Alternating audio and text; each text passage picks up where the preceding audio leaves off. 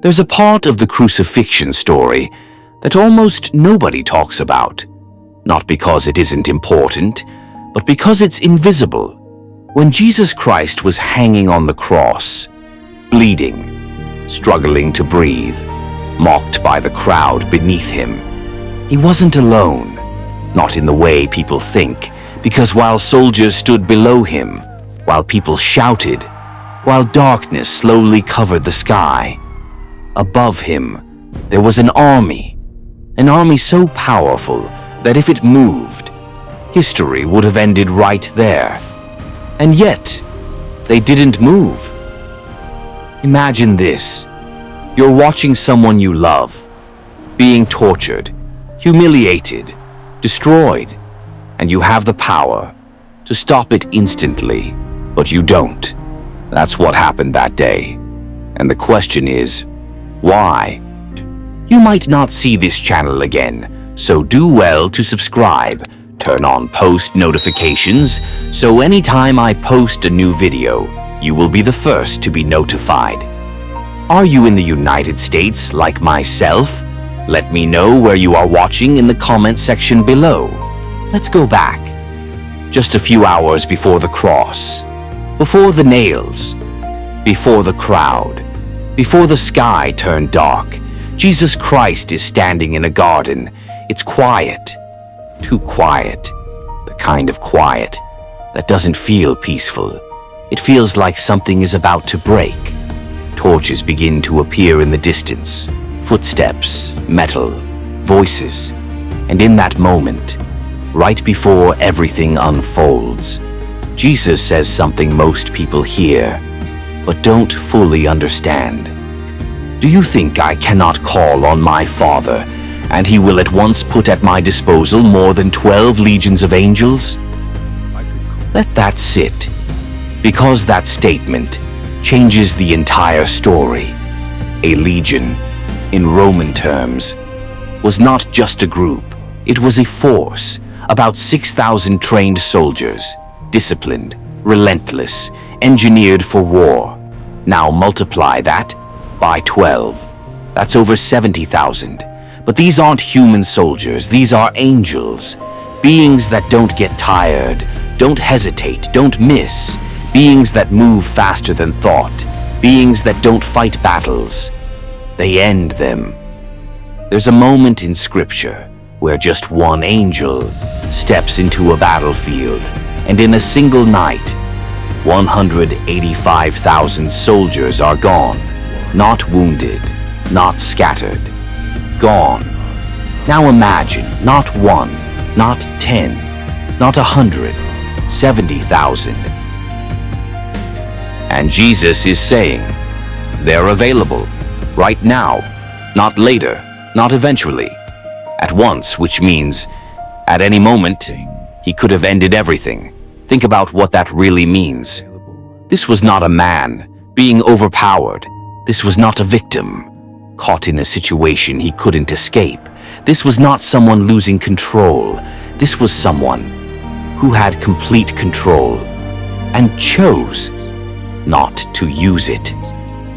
Now shift your perspective. Zoom out from the ground, past the soldiers, past the crowd, past the noise, into the sky above that hill, because what humans saw that day was only half the story. Above the cross, unseen, unheard, undetected by human eyes, there could have been an army, not scattered, not chaotic, organized, still, silent, watching, waiting, every movement on the ground, observed, every insult shouted, heard, yeah, every drop of blood, seen, and they're not confused. They're not wondering what's happening. They know exactly who he is. They know exactly what they're capable of. And they know what they're not allowed to do. Because all it would take is one command, not a speech, not a prayer, one word, and everything changes. The soldiers, they don't get a chance to react. They don't get a chance to run. They're just gone. The crowd, silenced instantly. The cross, doesn't stand another second. History rewritten in a moment. That's how close this was to going a completely different way. This wasn't distant power. This wasn't theoretical help. This was immediate, available, ready. And yet, nothing happens. No voice from heaven, no sudden intervention, no movement in the sky, just stillness. And that stillness isn't weakness. It's restraint, because the same voice that once spoke light into existence is now choosing not to speak at all. Think about how unnatural that is. Power usually proves itself. Strength usually acts. Authority usually asserts itself. But here, at the most critical moment in history, all of heaven holds back. And the deeper you think about that, the more unsettling it becomes, because it means this wasn't an accident. This wasn't something that got out of control. This wasn't something God couldn't stop. This was something He allowed on purpose. And the question becomes even heavier now. Not, why didn't anyone help him? But, why didn't He let them? Because at any moment, He could have called. And if He had, you would never hear this story. The cross would never be remembered. And everything that depends on this moment would never exist. But He doesn't call, and the army above the cross remains still, watching, waiting, obeying. To understand the weight of this moment, you have to step outside of Earth for a second, because what's happening on that hill doesn't start there. It doesn't start with the cross. It doesn't start with the crowd. It doesn't even start with humanity. It starts before any of that existed, before cities, before oceans, before mountains, before time, as we understand it, because angels didn't meet Jesus on earth. They didn't discover Him in a story. They didn't learn about Him through history. They knew Him before earth even existed, before a single human breathed, before a single star burned. They were there. They saw Him, not as a man, but in His full glory, not weakened, not limited, but radiant, unfiltered, overwhelming, the kind of presence that doesn't just command attention, it defines reality. And in that presence, they did one thing. They worshipped. Holy, holy, holy. Not once, not occasionally, constantly, because what they were seeing was beyond anything we can fully comprehend. They weren't guessing who He was. They weren't debating His identity. They knew this was the one who speaks, and existence responds. They watched Him create light, not by building it, not by discovering it, by speaking it. Let there be light, and suddenly, darkness is no longer the default. They watched that happen. They watched as space unfolded, as galaxies formed, as stars ignited across distances so vast the human mind can't measure them. They watched Him not just create matter, but define the laws that govern it.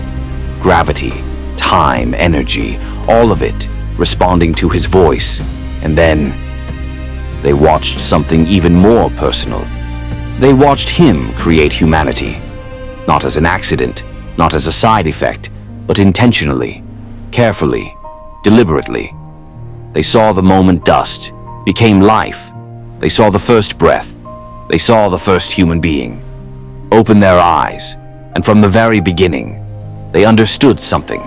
These humans were different, fragile, limited, and yet deeply valued. Now fast forward, from creation to a hill outside Jerusalem, and everything looks different, because now the one they saw in glory is almost unrecognizable.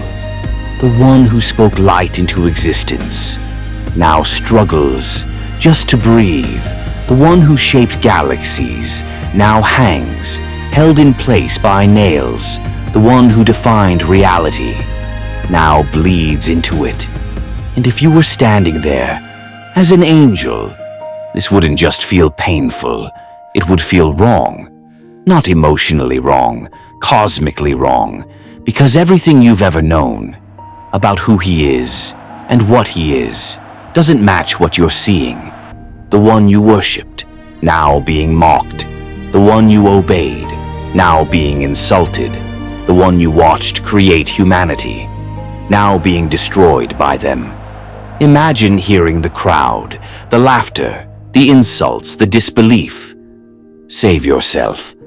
If you're really who you say you are, come down from the cross. And you know, he could. Not maybe, not possibly, instantly. You've seen him do things far greater. So now, you're watching something that doesn't make sense, not because it's confusing, but because it contradicts everything. To humans, this looks tragic. A good man, suffering. A teacher, being executed. A leader, being rejected. But to angels, this is something else entirely. This is the Creator, being treated like creation. This is authority, submitting to rebellion. This is power, allowing weakness. And that doesn't fit, because in every other moment they've witnessed, power acts, glory responds, authority asserts itself. But here, nothing happens, no correction, no intervention, no visible response, just silence. And that silence is what makes this moment unbearable, because it means one thing. This is intentional. This isn't happening to him. This is something he's allowing. And the more you understand who he is, the more impossible that becomes to process. Because the question isn't, why can't he stop this? The question is, why won't he? And from the perspective of heaven, that question echoes louder than anything happening on earth, because every angel watching knows this isn't just a man on a cross, this is God. And yet, he stays. He doesn't move. He doesn't call. He doesn't stop it. And that is what makes this moment not just tragic, but unimaginable. Look at him! What a fool! He thinks he's so wise. There's a moment, right at the center of the crucifixion, that feels like it should have triggered something. Not sadness, not sympathy, war. The first nail goes in, metal, through flesh. Sound so sharp, so unnatural. It doesn't just echo across the hill, it feels like it echoes beyond it. Then another strike, and another, each one louder than the last. Not just physically, but symbolically. Because every strike is doing more than pinning a body to wood. It's crossing a line that, under any other circumstance, would never be allowed.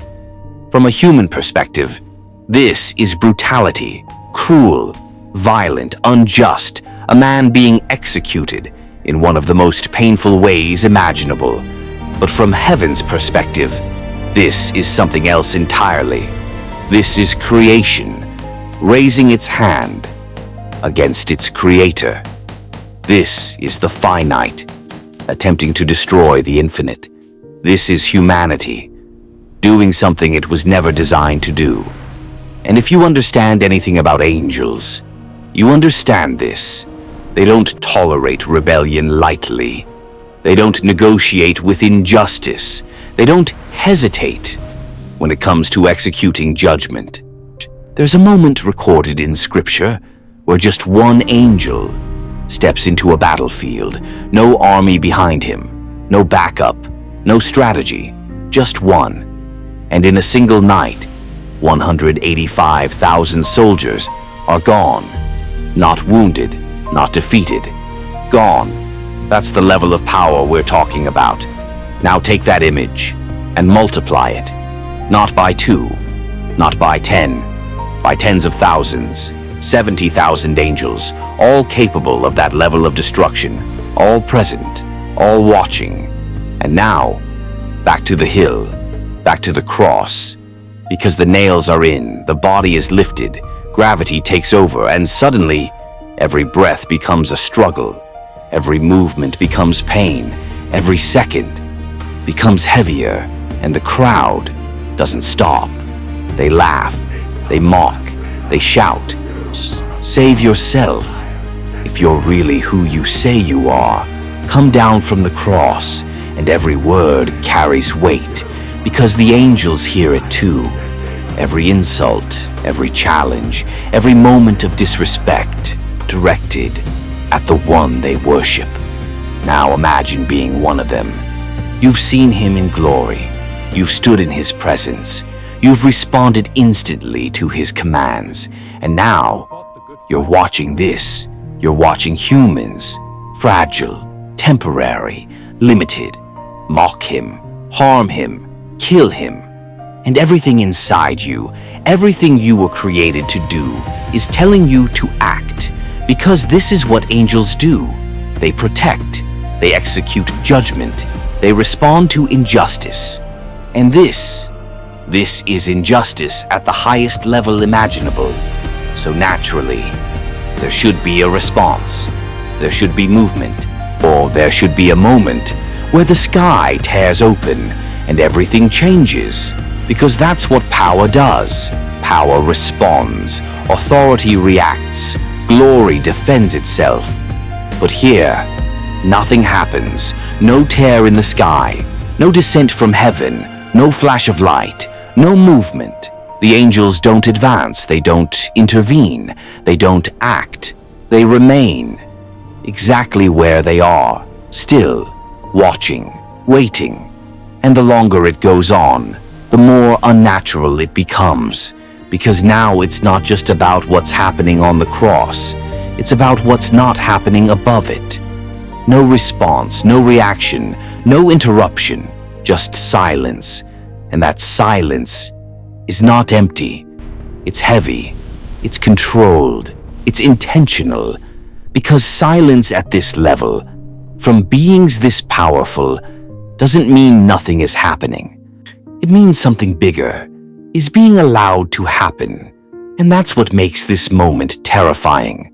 Not the nails, not the pain, not even the crowd, but the restraint.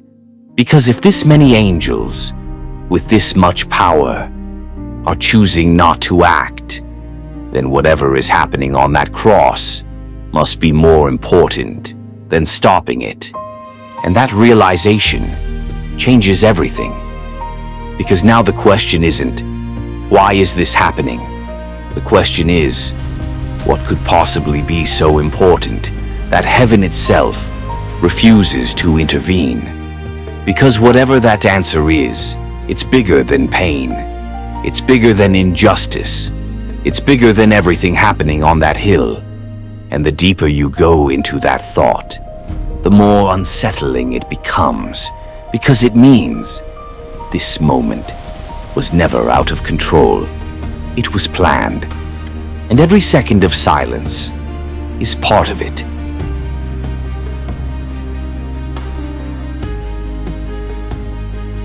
There's something about this moment that most people completely miss. Because when we imagine the scene, we naturally think in human terms: emotion, reaction, impulse. We assume that if something feels wrong, someone should step in. That if something looks unjust, it should be stopped. That if someone has the power to act, they will. But heaven doesn't operate like that. Here's what most people don't understand. Angels don't act on emotion. They don't react like humans. They don't get overwhelmed. They don't lose control. They don't make decisions based on how something feels in the moment. They obey completely, perfectly, instantly, not partially, not conditionally, fully, because that's what they were created to do. When a command is given, they don't question it. They don't debate it. They don't reinterpret it. They execute it exactly as it was given. No more, no less. And that's important, because it means something about this moment that changes everything. If they didn't move, if tens of thousands of angels, with the power to end everything in an instant, stayed exactly where they were, it wasn't because they were confused, it wasn't because they were uncertain, and it definitely wasn't because they didn't care. It was because they were told not to move. Think about that. Let it sink in. Heaven was holding back, not by accident, not by delay, but by command. A command so absolute that even in the face of unimaginable injustice, they remained still. Now imagine the weight of that command. All because this isn't a minor instruction. This isn't wait for the right time. This is do nothing, even as the one they serve is being nailed to a cross, even as the one they worship is being mocked, even as the one they obey is being killed. And they follow that command, not reluctantly, not partially, but perfectly, because that's what obedience looks like at that level. Now here's where it gets deeper, because this kind of restraint isn't normal.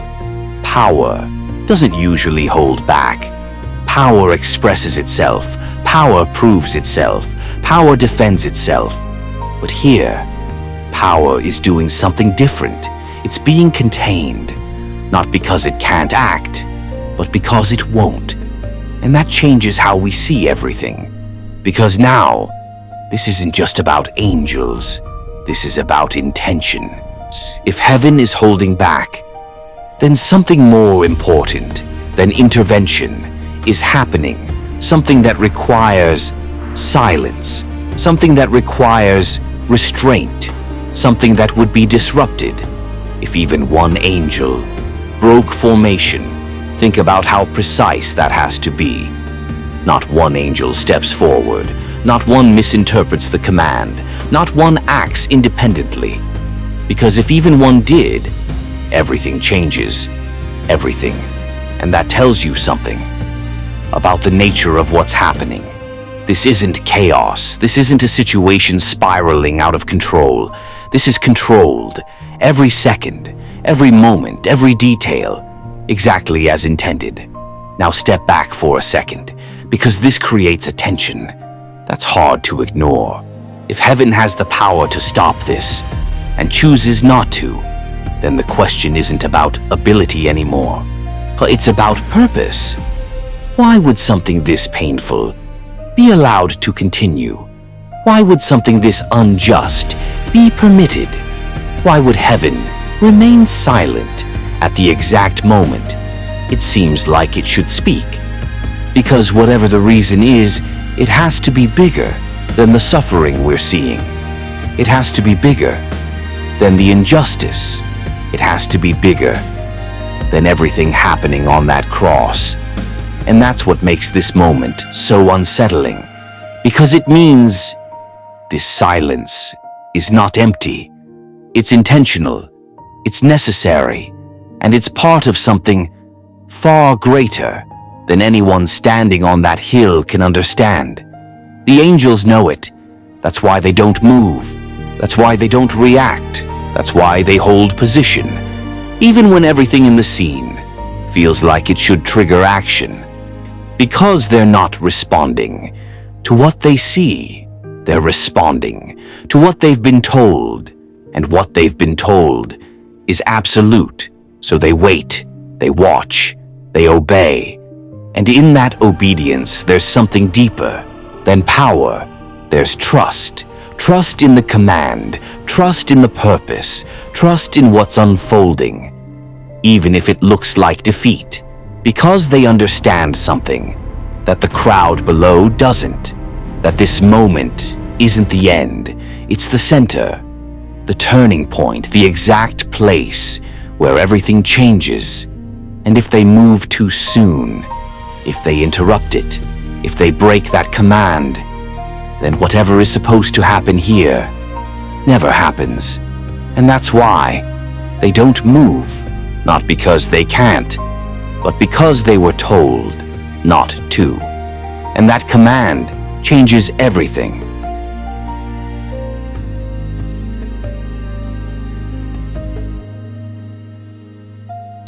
There's a point in this story where everything changes, not on the surface, not in a way the crowd can see, but underneath it all, something is happening that completely redefines what this moment is.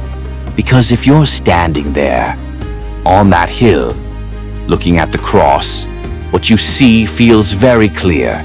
It looks like defeat, a man overpowered, a leader rejected, a teacher silenced, someone who claimed authority, now stripped of all of it. From Earth's perspective, this is the end. The story didn't work, the message didn't hold, the movement failed. That's what it looks like. But that's not what it is. Because while everything visible points toward defeat, everything invisible is moving in a completely different direction. This isn't collapse. This is strategy. Not human strategy, divine strategy. The kind that doesn't always make sense in the moment, but changes everything in the end. Because something is happening here that no human eye can see. No soldier understands it. No one in the crowd perceives it. Even the disciples don't fully grasp it.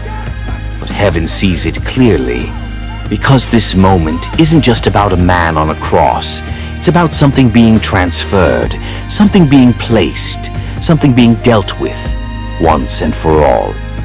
Every sin, not just the obvious ones, not just the visible mistakes, but everything. Every lie, every act of pride, every hidden thought no one else knows about, every moment of anger, every act of greed, every decision made in darkness, everything humanity has ever done that falls short is being gathered, not symbolically, not metaphorically, but fully, completely, without exception. Imagine that for a second. Not just one person's wrong choices, not just a group of people, but all of it, across time, across generations, across every human life, everything that separates humanity from perfection, from holiness, from God, is being placed on Him. And this isn't light, this isn't abstract, this is weight, real weight, the kind that doesn't just press on the body, but on the soul. Because sin isn't just something we do. It's something that carries consequence. It creates separation. It demands justice. And justice doesn't ignore it. That's the part most people struggle with. Because when we hear justice, we often think of fairness, balance, correction. But true justice doesn't overlook wrongdoing. It addresses it fully. And that means everything that has ever been wrong must be accounted for, and in this moment, it is. Not spread out, not delayed, focused, concentrated, placed entirely on one person. This is what's happening on that cross. Not just physical suffering, not just pain, but substitution, exchange, the innocent taking the place of the guilty. Completely. And this is where the perspective shifts again, because from earth, you see weakness, but from heaven, you see something else. You see the only one capable of carrying that weight, the only one without sin, the only one who qualifies. Because if even one flaw existed, this wouldn't work. If even one imperfection was present, this couldn't happen. But there isn't. And that's why this moment matters. Because this isn't random. This isn't symbolic. Oh, this is precise, intentional, necessary. And as this is happening, justice is being satisfied, not ignored, not bypassed, satisfied. Which means the requirement has been met. The debt is being paid, fully, completely, without anything left over. And that changes everything, because now This moment isn't about defeat. It's about fulfillment, not failure, completion, not loss, victory. That just doesn't look like victory yet. And that's why heaven stays silent. Because if this is interrupted, if this is stopped, if even one part of this process is broken, then everything it's meant to accomplish never happens. And that brings us to the real weight of this moment.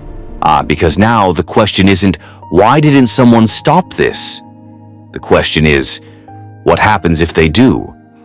Because if this doesn't happen, if this moment is interrupted, if this process is incomplete, then justice remains unresolved, the separation remains unfixed, and everything humanity depends on never becomes possible, which means what looks like suffering is actually solution, what looks like defeat is actually design, and what looks like the end is actually the center of everything. And the deeper you understand that, the more this moment changes, because now you're not just looking at a man on a cross, you're looking at the point where everything wrong is being dealt with all at once, in one place, through one person. And that is what this really was. There's a moment right in the middle of everything where something shifts, not gradually, not subtly, but suddenly, like a line is crossed that can't be uncrossed. It doesn't start with the crowd. It doesn't start with the soldiers. It starts with the sky. Because without warning, in the middle of the day, everything changes. The light begins to fade, not like a sunset, not like evening approaching. Too fast, too unnatural, the kind of darkness that doesn't feel normal, the kind that makes people stop, look up, because something isn't right. The sky goes black, middle of the day, and suddenly it's dark, not dim, not cloudy, dark, the kind of darkness that feels heavy, that feels intentional, that feels like something is happening. And in that moment, everything slows. The noise, the movement, the chaos, all of it feels distant, because now the focus shifts, not to the crowd, not to the soldiers, but to the one on the cross. And then he speaks. Not loudly, not with force, but with something deeper, something that carries weight, beyond the words themselves. My God, why have you forsaken me? And for a moment, everything stops, not physically, but internally. Because those words don't sound like victory, they don't sound like control, they don't sound like the voice of someone who is winning. They sound like something else, something raw, something real, something that feels like abandonment. And this is where the moment changes completely. Because up until now, there has been pain, physical pain, visible suffering. The kind of pain people can understand, but this is different. This isn't about nails anymore. This isn't about the cross. This isn't about the crowd. This is something deeper, something unseen, something even the angels cannot step into. Because what's happening now is separation, not physical separation, but something far more profound. The weight of everything that has been placed on him reaches its peak. Every sin, every failure, every moment of brokenness, all of it, now fully carried, fully felt, fully experienced, and with it comes something else. Distance, not distance in space, distance in relationship. For the first time, the one who had never been separated feels separation. The one who had never been alone feels alone. And that changes everything, because this isn't just pain anymore. This is isolation. The kind of isolation that no one else can share, the kind of moment that no one else can step into. Even the angels, who have been watching, who have been waiting, who have held back this entire time, they cannot enter this. They cannot intervene. They cannot even fully comprehend what this feels like, because this is something only he can carry. And that's what makes this moment so heavy, because now it's not just about what's happening to him. It's about what he's experiencing on a level deeper than anything visible. And the words, my God, they don't come from confusion. They come from the weight of what's happening in that moment, because everything has led to this. Every step, every moment, every decision, all converging right here. And for a brief moment, it feels like everything is breaking, like the connection that has always been there is now being stretched to its limit, and the world doesn't fully understand what it's witnessing. To the crowd, it's just another moment, another cry, another expression of pain. But to heaven, this is the center of everything. This is the moment where the weight reaches its peak, where the cost is fully realized, where the process is at its most intense. And that's why this moment feels different, because it is. This is the turning point, the exact point where everything shifts, from carrying to completing, from enduring to finishing. And even though it feels like everything is falling apart, this is actually the moment everything is being fulfilled. And for the first time, the one who had never been alone feels alone.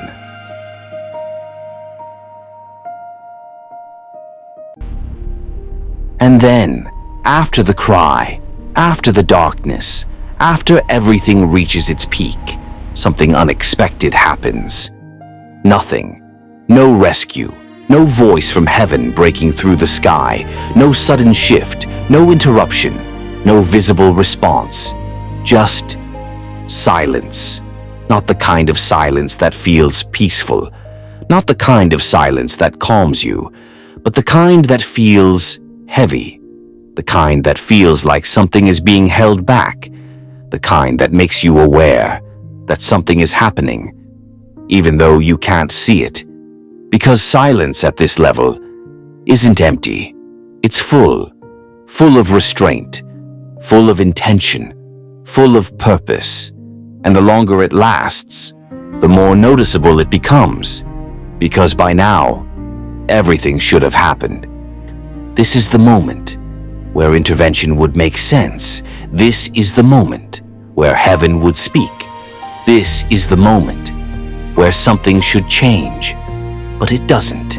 And that's what makes it unsettling, because when power stays silent, at the exact moment it should act, it forces you to ask a deeper question. Why? Why remain silent when everything looks like it needs to be stopped? Why hold back when everything feels like it's gone too far? Because now, it's not just about what's happening on the cross, it's about what heaven is choosing not to do.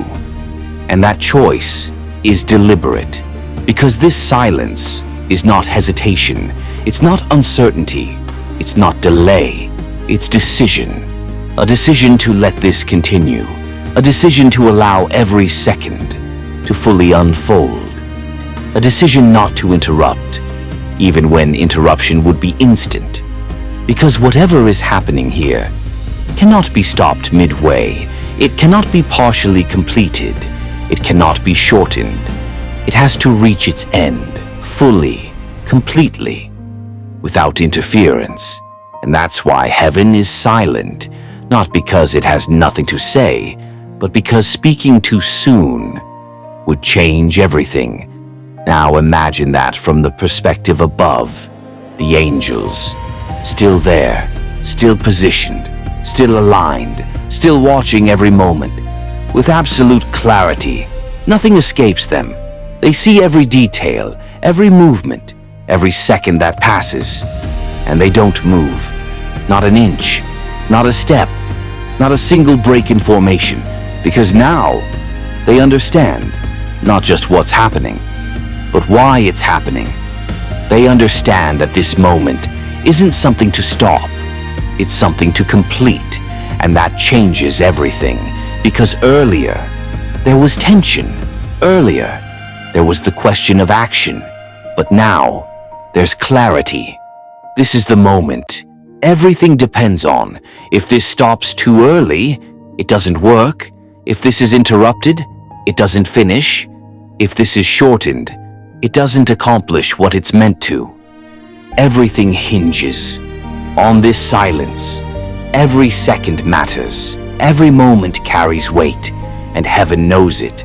So they don't act, they don't intervene, they don't break the command, because now they understand. This silence is part of the process. This stillness is part of the plan. This moment is the center of everything. And from the outside, it looks like nothing is happening. But in reality, everything is. Just not in a way anyone on that hill can see. And that's what makes this moment so powerful, because sometimes the most important things don't look like action. They look like silence. And then, after the darkness, after the silence, after everything has been carried, something changes. Not in the sky, not in the crowd, but in him. Because up until this point, every word, every breath, every movement has felt heavy, slowed down, like everything is being endured. But now, there's a shift, not in weakness, but in purpose. And then, he speaks again, not loudly, not with force, but with certainty, with finality, with something that feels complete. It is finished. 3 words that don't sound dramatic. They don't sound powerful, at least not at first.